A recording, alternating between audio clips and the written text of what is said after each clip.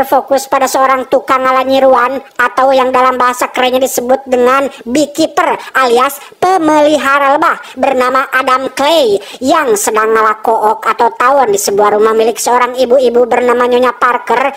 Diketahui jika Adam memang menyewa gudang milik Nyonya Parker untuk dijadikan sebagai tempat usahanya beternak lebah madu.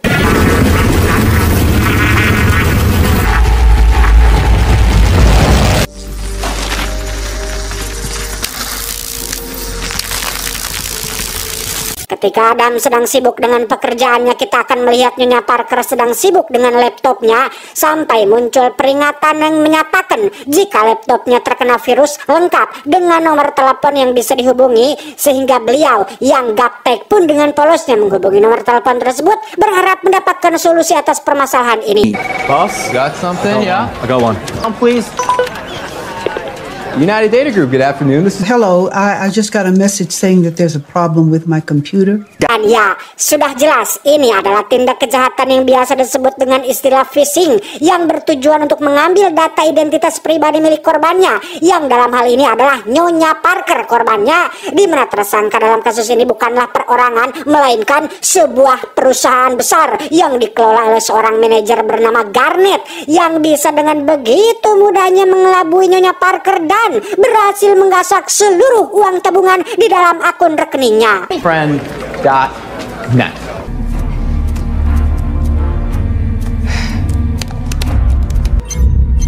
Ooh, my computer.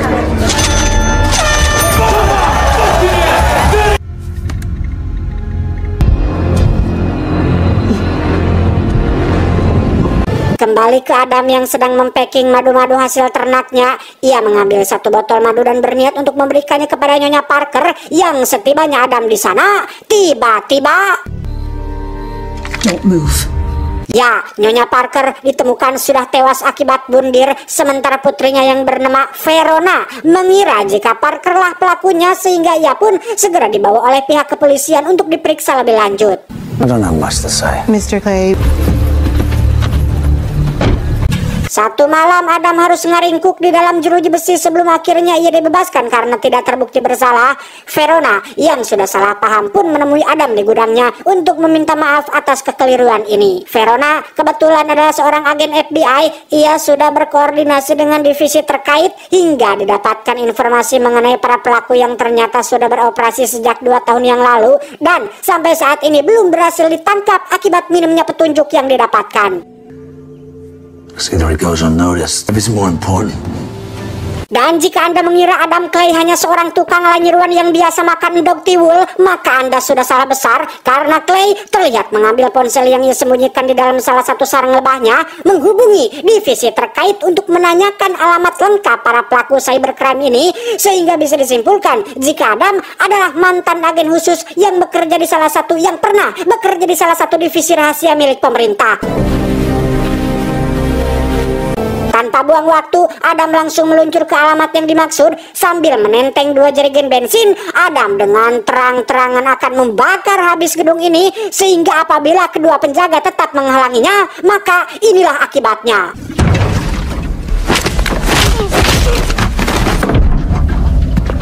Setibanya di dalam, Adam langsung menyuruh semua karyawan untuk keluar, tapi mereka malah mentertawakannya sehingga Adam terpaksa harus menunjukkan keseriusannya dengan menghajar satu karyawan dan menyiram semua komputer dengan bensin yang dibawanya.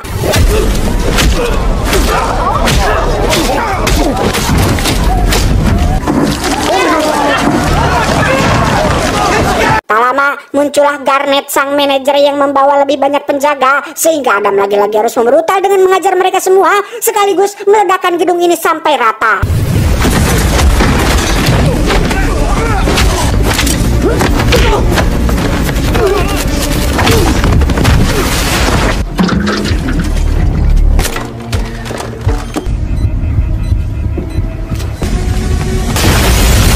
Melihat gedungnya hancur, Garnet pun langsung menghubungi atasannya yang ternyata masih sangat muda. Dia bernama Derek, anak orang kaya yang diam-diam menjalankan bisnis haram dunia maya. Yang ketika mendengar salah satu tempat usahanya hancur, Derek segera menemui orang kepercayaan ibunya yang punya peran penting di pemerintahan bernama Wallace ini untuk mencarikan nama dan alamat pelaku yang sudah meledakkan gedung usahanya. Karena Derek terlalu sering membuat masalah, Wallace pun malas untuk membantunya kali ini, sehingga Derek pun kembali menghubungi Garnet dan menyuruhnya untuk melacak satu persatu korban. Barangkali pelakunya adalah salah satu dari mereka. You understand?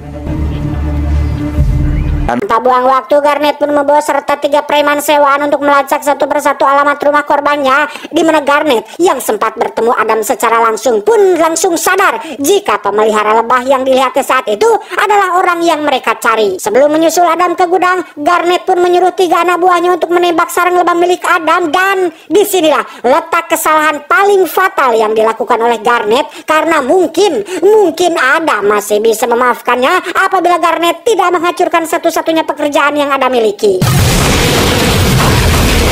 Setibanya di gudang, mereka lagi-lagi bertindak bodoh dengan menghancurkan semua botol madu yang ada, sehingga ketika Adam menyadari hal itu, maka siap-siap mereka semua akan menanggung akibatnya.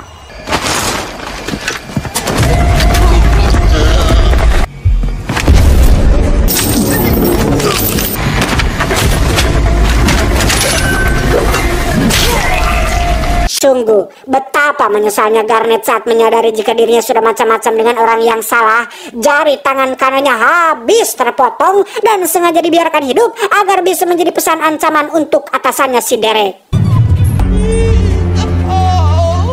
Tepat saat jembatan sedang dinaikkan, Garnet pun memberhentikan mobilnya, di mana momen itu ia manfaatkan untuk menghubungi Derek untuk melaporkan kegagalannya. Tapi tiba-tiba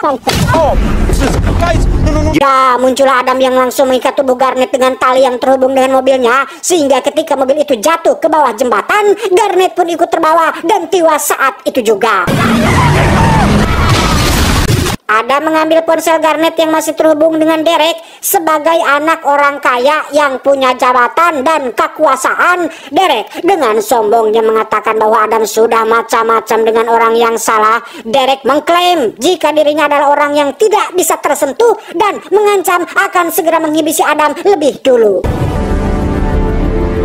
Beralih ke Verona yang sedang menyelidiki kasus peledakan gedung, tak lama ia mendapat kabar jika rumah ibunya terbakar disertai dengan penemuan 3 jasad preman, hingga akhirnya Verona sadar jika kasus ini ada hubungannya dengan Adam Clay, si peternak lebah yang menyewa gudang ibunya.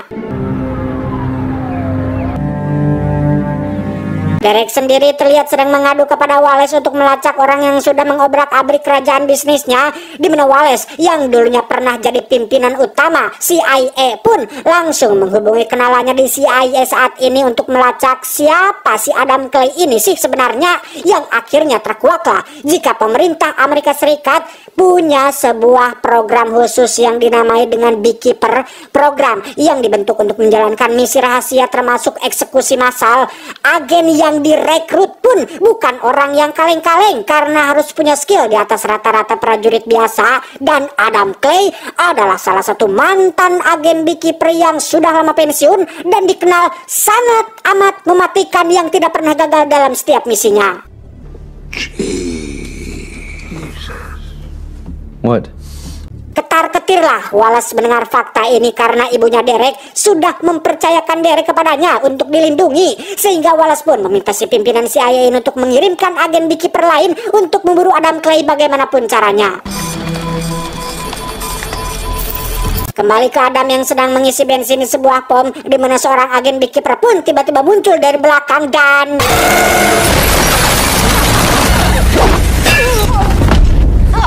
You've been a busy bee. You're supposed to be retired. ya, Adam berhasil menumbangkan si agen brutal ini, di mana Adam juga memotong salah satu jarinya untuk ia gunakan sebagai fingerprint agar bisa membuka pintu tempat tinggal rahasianya. Pemimpin CIA pun langsung melaporkan kegagalan ini kepada Wallace. Divisi Beekeeper nampaknya angkat tangan untuk memburu Adam. Mereka memilih untuk tidak ikut campur, sehingga kini Wallace sendirian dan harus melindungi si Derek tanpa bantuan dari siapapun. Maka dari itu, Wallace pun langsung mengumpulkan para agen CIA terbaik yang pernah bekerja untuknya dulu. Mereka adalah yang terbaik dari yang terbaik di bidangnya, sehingga Wallace menaruh harapan besar kepada mereka semua untuk bisa melindungi Derek, atau bahkan jika bisa, habisi Adam jika ada kesempatan. Kembali ke Adam yang sudah sampai di kediaman milik si agen beekeeper yang tadi sudah dihabisinya. Menggunakan potongan jarinya, Adam berhasil masuk ke dalam dan mulai mengumpulkan informasi terkait lokasi cabang perusahaan Derek yang lain. Verona sendiri terlihat sedang berada di markas pusat FBI. Ia menduga jika target Adam selanjutnya adalah gedung perusahaan yang sama seperti yang sudah Adam ledakan sebelumnya, sehingga pimpinan FBI pun akan mengerahkan beberapa pasukan khusus untuk melindungi gedung tersebut. Saat pasukan FBI akan masuk itulah mereka dijegat oleh pasukan CIA yang sudah lebih dulu berada di sana, yang tentunya ini adalah atas perintah dari Wallace. FBI diminta untuk keluar saja, jaga di luar saja, dan serahkan urusan di dalam kepada CIA. Di dalam sendiri kita akan melihat seorang manajer sedang memberi arahan kepada karyawannya sebelum akhirnya CIA masuk dan menyuruh mereka untuk pulang demi keselamatan mereka sendiri. Namun si manajer malah menyuruh ketua CIA ini untuk bicara langsung kepada Derek, yang entah anak siapa sebenarnya si Derek ini. Tapi ketua CIA benar-benar tidak berdaya saat Derek menyuruhnya untuk jangan mengusik karyawannya, cukup lindungi saja tapi jangan ganggu bisnisnya. Perimeter outside, let's go. Beralih keluar gedung tepat saat pasukan CIA sedang membagi tugas satu sama lain, di mana saat tokoh utama di film lain merancang rencana yang rumit dan sembunyi-sembunyi, Adam justru mendobrak stereotip yang ada dengan terang-terangan ikut nimbrung dan menghajar mereka semua sekaligus.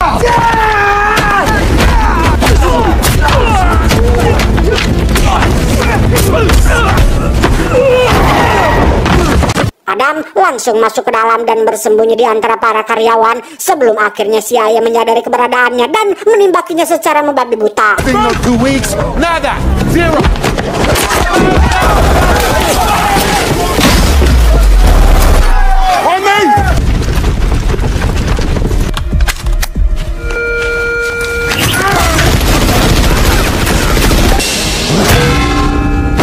Dengan kecerdasannya, Adam pun bersembunyi tepat di atas lift. Ia sengaja memancing pasukan CIA masuk ke sana dan...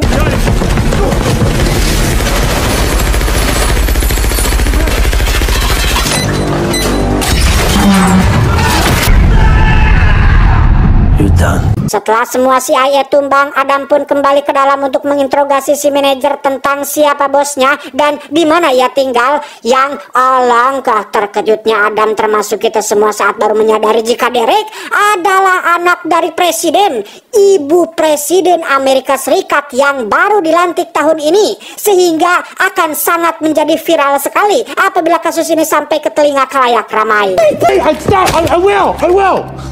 Let me show you. Yes, Derek, what do you want? Hey, Mom. No, nothing. I was just, thinking about you. I miss you. Madam President, Funmi Lawal. Hello, good to meet you. Sola Oyamade. Karena Verona dan pasukan FBI masuk, Adam pun segera pergi meninggalkan lokasi tersebut, di mana Verona juga sama-sama terkejut saat melihat foto Derek ada di laptop si manajer dan mengetahui jika Dereklah pemilik dari perusahaan abal-abal ini.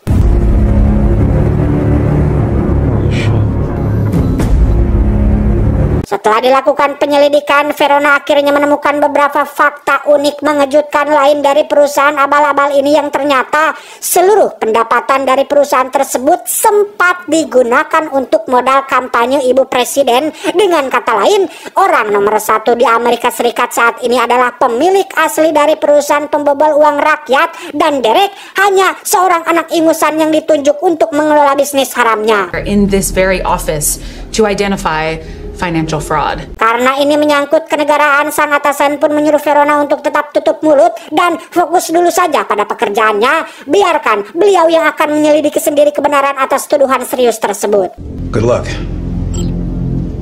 Thank you. Beralih ke kediaman ibu presiden, para penjaga pun disiagakan untuk melindungi Derek dari Adam. Bahkan Verona sebagai agen FBI pun diturunkan untuk menjaga jalannya acara kepresidenan, di mana Wallace sampai menyewa tentara bayaran yang diketuai oleh seseorang bernama Lazarus demi untuk menjaga Derek tetap aman. Untuk Adam, ia terlihat sudah bersiap dengan rencananya memasuki kediaman presiden. Adam menggunakan gorong-gorong sebagai jalan utamanya dan menaiki salah satu mobil pembawa tentara bayaran tepat saat sedang dilakukan pemeriksaan.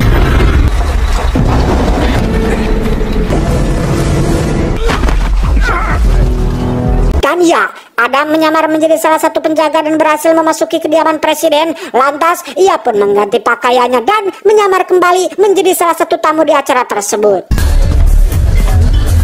Derek sendiri terlihat sedang bersama ibunya, yaitu ibu presiden yang tengah didatangi oleh atasannya Verona terkait tuduhan dana kampanye yang berasal dari bisnis haram anaknya.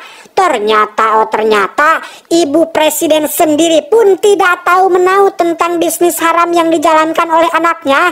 Iya, si Derek, si cungur Derek ini diam-diam menjalankan bisnis tersebut tanpa sepengetahuan sang ibu, sehingga makin runyamlah masalah ini. Terlebih lagi atasan Verona ada di sana mendengarkan setiap ucapan yang keluar dari mulut keduanya, sehingga dengan sangat nekat Derek pun mengambil sebuah pistol dan menembak atasan Verona hingga tewas saat itu juga. Kembali ke Adam yang terlihat berbaur dengan para tamu. Ia dengan sengaja menunjukkan dirinya di depan si Verona, sehingga semua penjaga termasuk tentara bayaran pun dikerahkan keluar untuk melumpuhkan si Adam ini. Place your fingers behind your head. Bukan Adam Clay namanya jika menyerah begitu saja. Tanpa semua orang sadari, di tangannya terdapat remote kecil yang merupakan pemicu dari bom yang sebelumnya ia tempatkan di salah satu mobil, sehingga ketika waktunya sudah tepat, Adam pun langsung menekan tombol tersebut dan...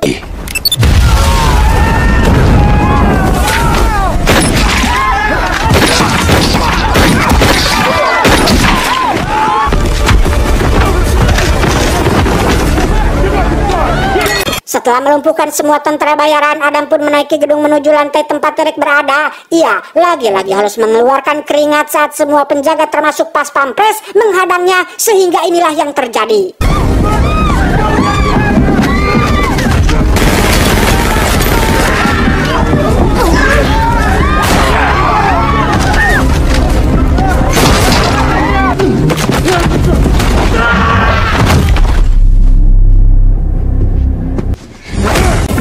Tak disangka, Lazarus sang ketua tentara bayaran ternyata masih hidup dan mengajak Adam untuk melakukan duel. Yang sungguh betapa keras kepalanya si Lazarus ini saat ia terlalu kepedean sanggup mengalahkan mamang-mamang yang tidak pernah kalah gelut dalam setiap film ini.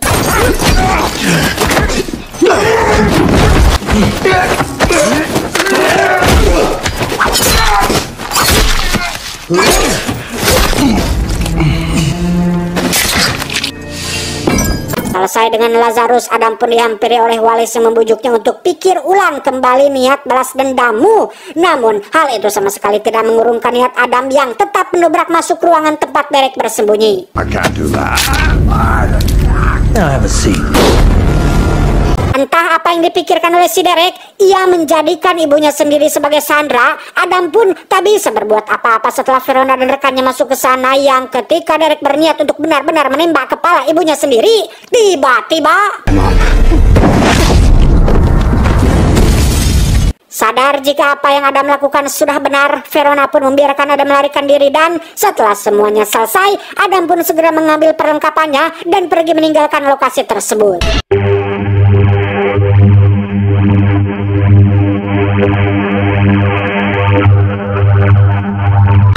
Ending yang cukup menggesenkan.